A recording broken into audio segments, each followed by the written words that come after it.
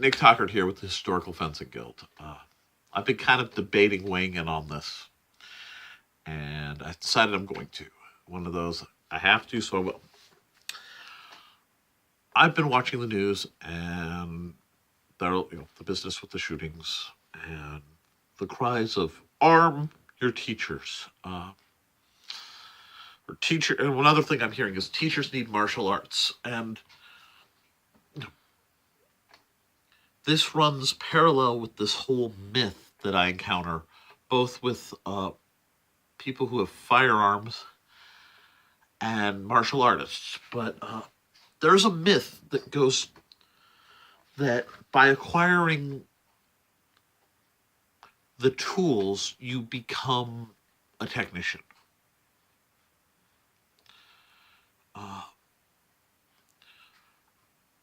I have every respect for firearms for what they do.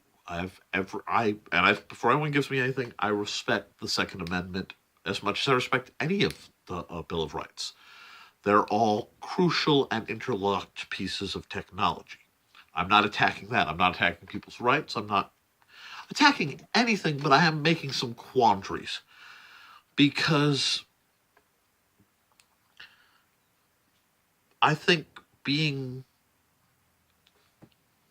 let me rewind. I laid a bunch of groundwork that probably has people on edge. Let's just rewind. The theory is if teachers were armed, they could stop the gunmen.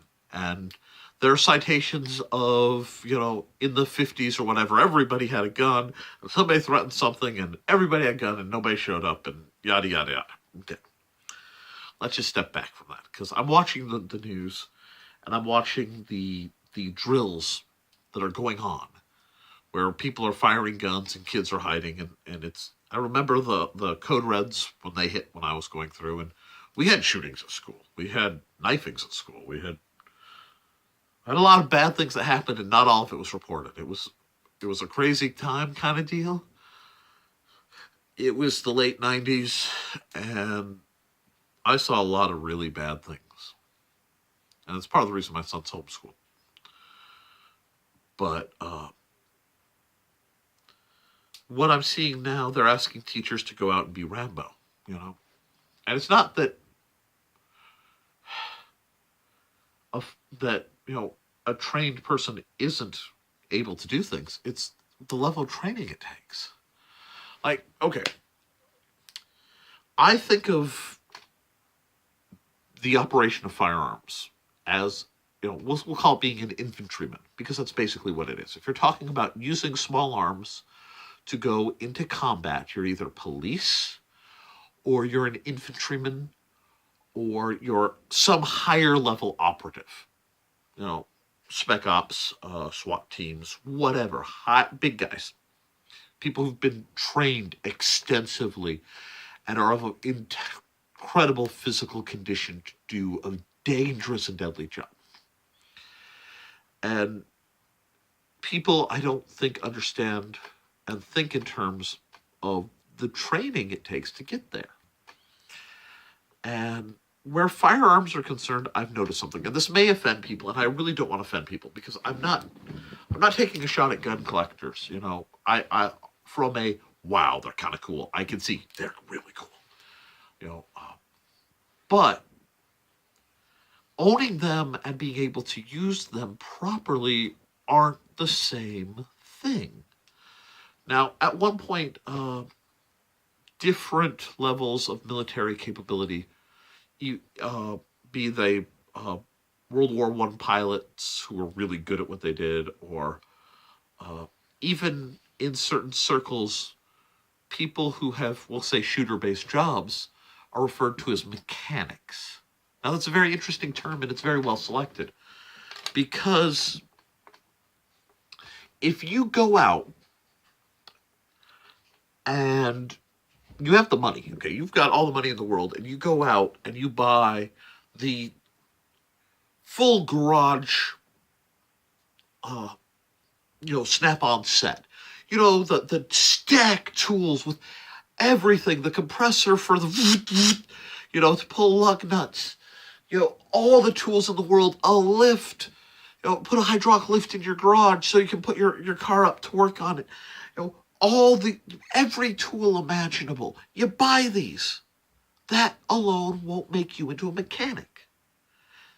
And even if you're, somebody who's rather handy with tools, I was raised to be handy with tools. I may not know offhand how to solve most problems, but you give me a Haynes manual, the basic tools, and maybe access to my Wonder Phone over here, and I can solve most problems. I've been doing that since I was younger than my son, out in the garage. You think I'm in my mid-30s, that's a lot of training. It's passive, it's casual training, but I've spent a lot of time operating basic tools to do basic things to be as good at it as I am. I'm not a mechanic. I'm not like my friend Karen, who went to, and became a certified technician, went to school for it. I'm not up to date on the latest computer diagnostic devices. And more importantly, I'm also not elbow deep in engines every day, getting that level of experience and maintaining it. So I'm not a mechanic. I can fix things, but I'm not a mechanic. And if I were to buy all the tools in the world, set up a beautiful garage, it wouldn't make me any more a mechanic than that. Unfortunately, that's the same thing with firearms, in my opinion. I'm not giving you any, right now, I don't want to weigh one way or the other on who should own what. That's between a lot of stuff I'm still deciding on. It's between maintaining the Constitution as it is and maintaining our rights while balancing society needs. Frankly, it's bigger than this goofy swordsman, tucked away in Northwest Indiana. But what I am going to say is this. I can liken it to what I know. And I think everyone here can say I'm pretty familiar with swords. I am rather intimately acquainted with roughly 3-foot long chunks of metal. There are a lot of things I know and a lot of things I've done, and because of the circles I travel in, I am acquainted with them. If you pick up a sword, that doesn't make you a swordsman.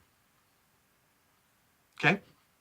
Until you study it, until you understand on a rudimentary level what your reach is, what your timing is, the things I'm going to try to expound in here and you have to experience for yourself, that doesn't make you a swordsman. Thus, buying an AR-15 does not make you an infantryman.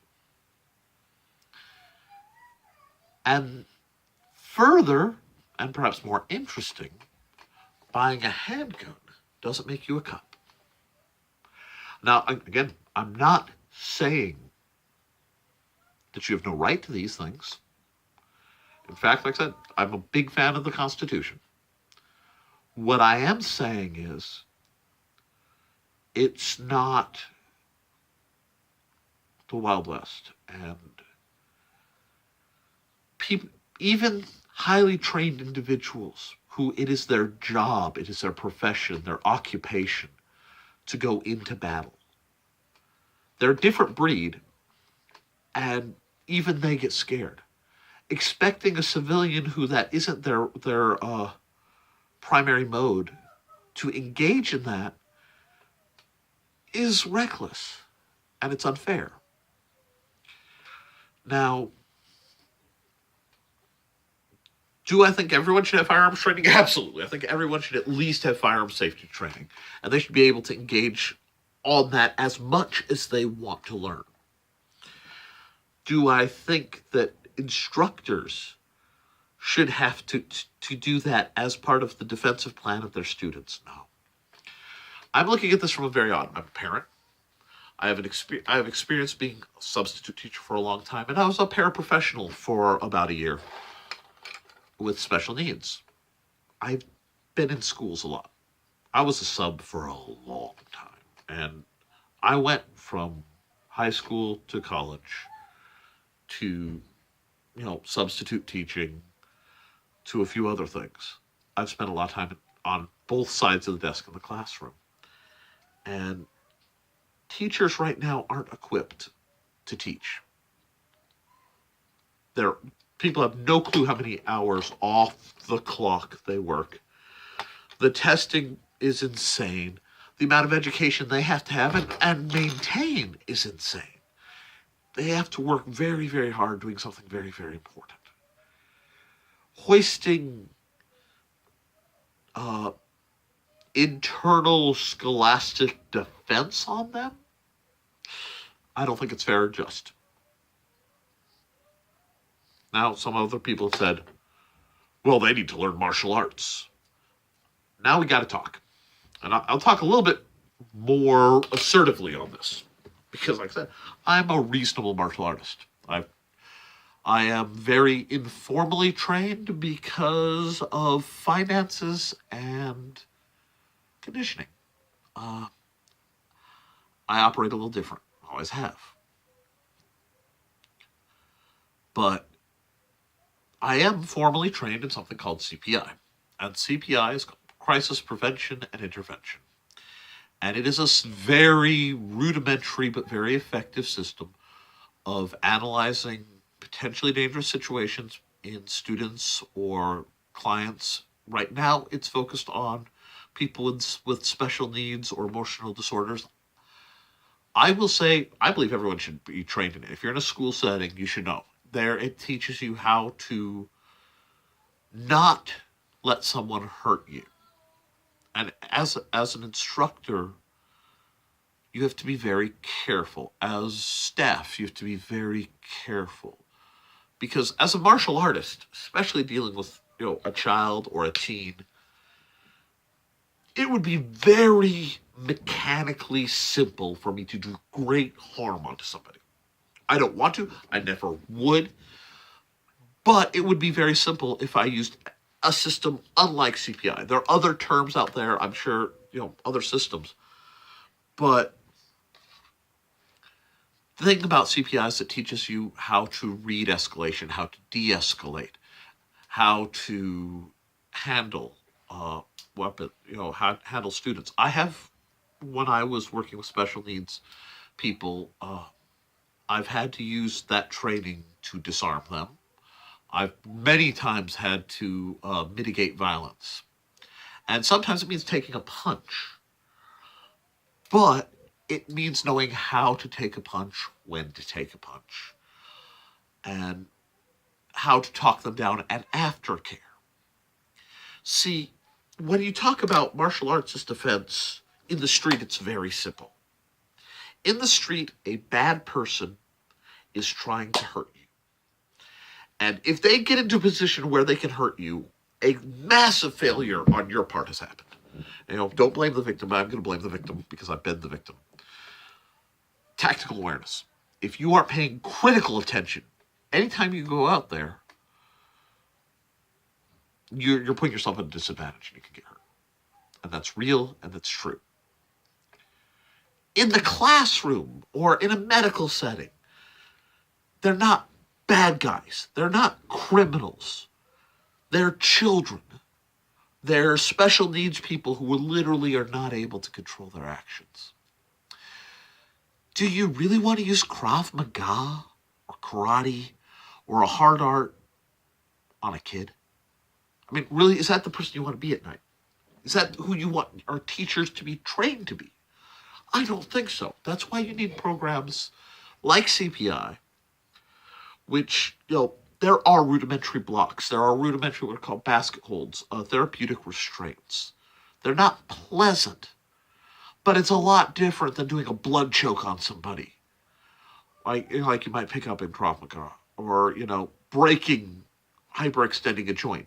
It's all about how to stop someone from hurting themselves or you without hurting them worse and mitigating the damage. We need things like that. That is responsible education.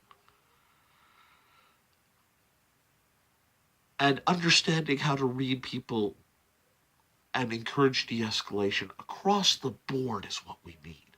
As a nation, my God, do we need to de-escalate? Okay, and I'm ranting a bit, and I know it. And this is off topic, but it's important. And I have ideas, I have thoughts. We need to de-escalate. We need to step back from threatening nuclear war and invasions. And we just need to stop and breathe and slow down and look at the problems as they are complex. They are complex problems. They need complex solutions.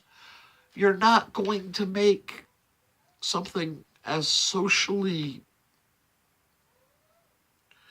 entangled as shootings and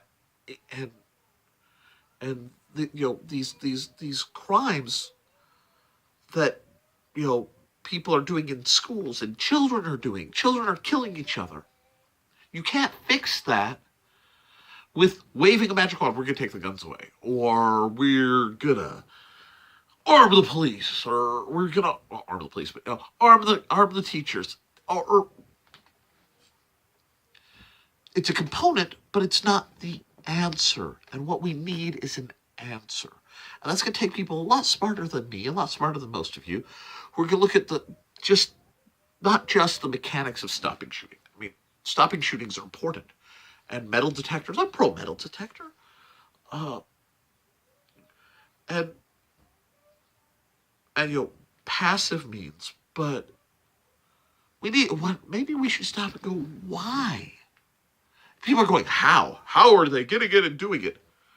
Schools are not terribly secure. And even when they are, they're not. It's the nature of the beast.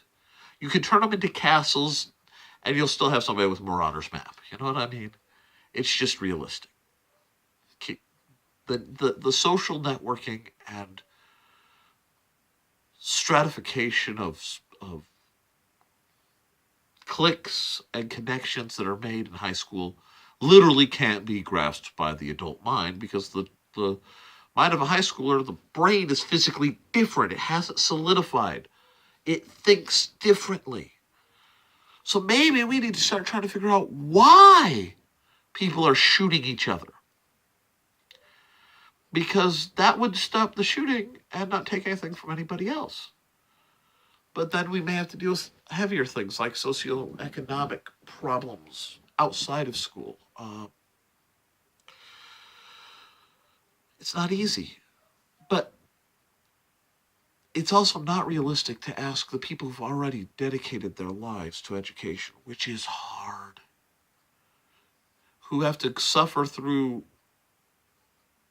seeing some of the worst inflicted on children, sometimes by other children, and go every day home. Every day be like, yeah, I want to help them learn.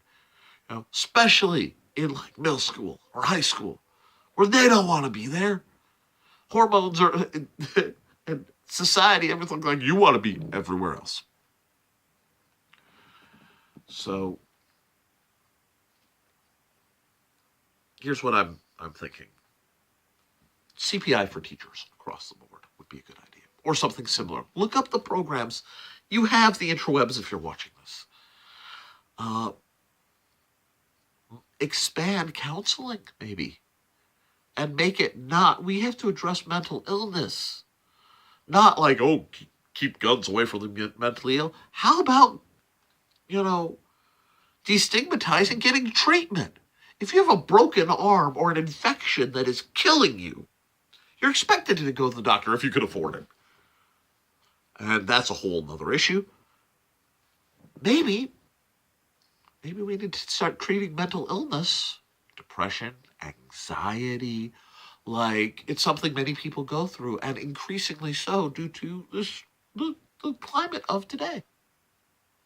Maybe instead of trying to blame everybody for what's wrong and labeling, maybe if we, instead of labeling somebody, you're a problem. Professionals should be like, you have a problem. What can we do to help you not have that problem anymore? You go, what does society get out of that? What does society get out of helping people who are on the bottom? Well, first off, if you can treat the people who are having problems before their problems worsen, you have less suicides, you have less homicides.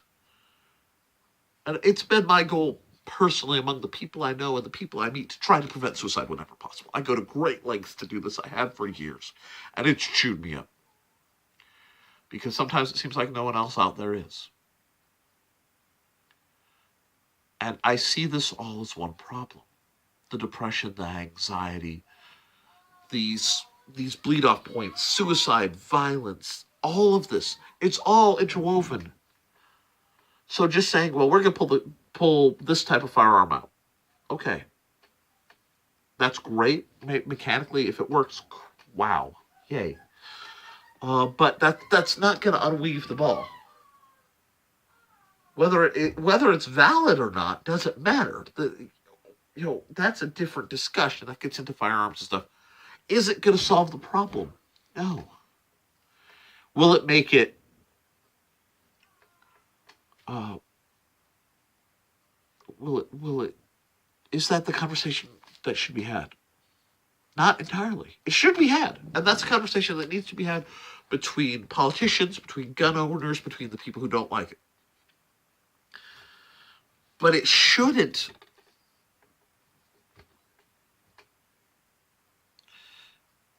It shouldn't be the only conversation going on, and that's the problem. Everybody's going, we have to stop them lashing out. No one's asking why.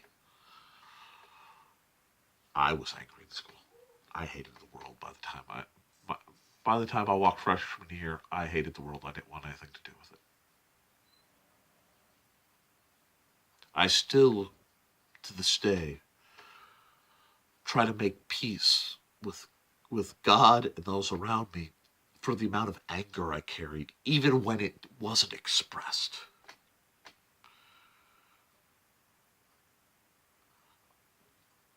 I know what it's like to be on the far fringe of unhappiness, of dark places, angry thoughts, terrible things.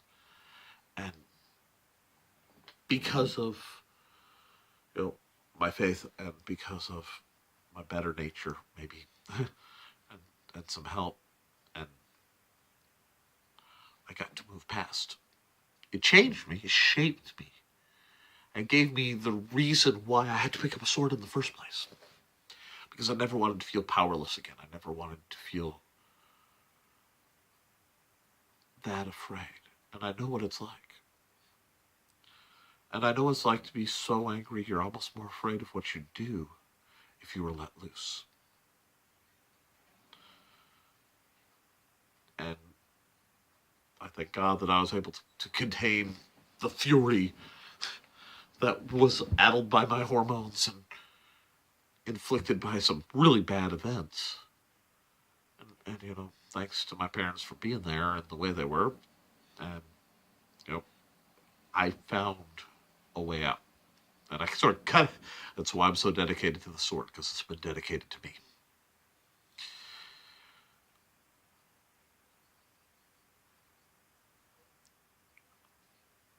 But the kids need a way out.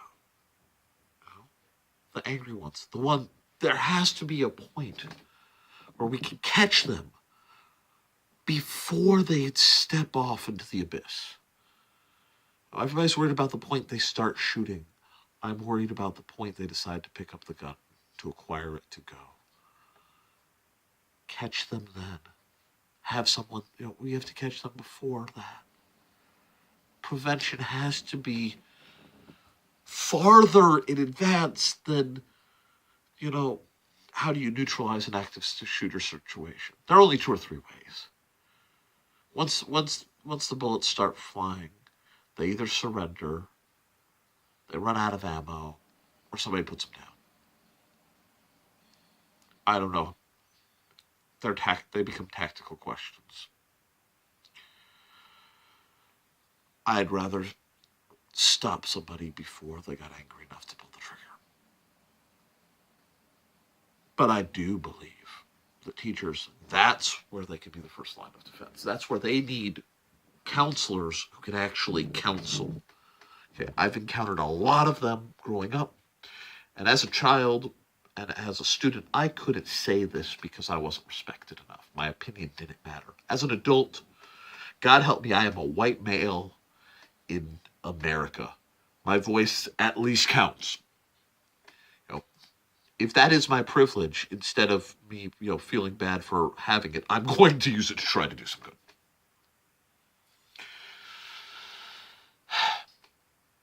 they didn't do their job. They weren't there, and looking for help would get you in trouble.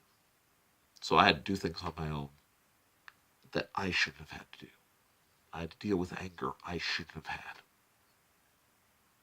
I don't want these kids to feel that way. Part of the reason my son's not in school is I don't want him to go to school afraid that he's not going to make it home. And I did. Several years. And then later, later was later. I don't want to say I toughened up, but I just decided I was going home. And once I had my own car, it was tactically safer for me to have my own exit, But maybe I'll talk about that someday in detail here. Maybe I won't. That's on me. Maybe on you guys. What it is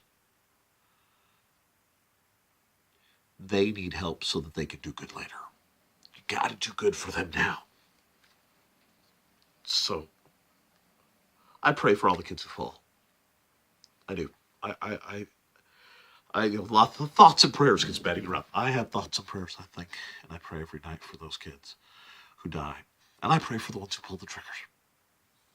Because they died too. Even if they survived, something in them fell. Whether that can be brought back, I don't know. But no one should have to be as tactically aware as I have been in my life. No one should be as afraid. And certainly not as a child. So maybe instead of looking for the quick button pushes, the blame the teachers, blame the students, blame the gun manufacturers, blame the parents. Maybe instead of throwing blame around, instead of trying to make one-shot law that'll just fix this, we need to slow our roll. Take a long, hard how we're looking, how we live at home, how we live in public, how we portray ourselves online, how we portray ourselves everywhere, how we are existing. And go, if it's too much for us as a culture, because this all looks like friction to me. This is all people burning out. We gotta find a way to stop the people from burning out. From thinking that there's no way to reestablish power to get hope other than extreme acts of violent protest or criminality or hatred. That's hard. That's not what a lot of people want to hear. That's what it is, though. If we want to have the conversation, we have to converse about all angles of this prism. Firearms are part of it. Medical and mental health are part of it. Funding is part of it. The logistics of the school building, the strategies, it's all part of it. But don't oversimplify the problem and then try to lump it on the teachers. Because they aren't infantry. They aren't soldiers. If anything, they're almost the perfect opposite. They're trying to create and maintain optimum, I would hope, thought to grow. They're the ones who plant the seeds and then hope that down the line it bears fruit. Soldiers are the ones who have to come by and cut down the weeds. It's a different end of the process. I don't know if this was of value to you. I know it was off topic, but this is a very long video and I'm going to call it. So please comment. Keep it civil. And we'll maybe I'll come back onto this topic if it appeals. If not, maybe I'll just walk away for a while. I've kind of said a chunk of my piece. I wish you all the best. I pray right now, I'll pray in front of everybody that this becomes completely pointless, that this conversation I'm having with the little shiny box and everyone on the other side becomes a relic of the past. So, Goodbye. As always, support your local swordmaster.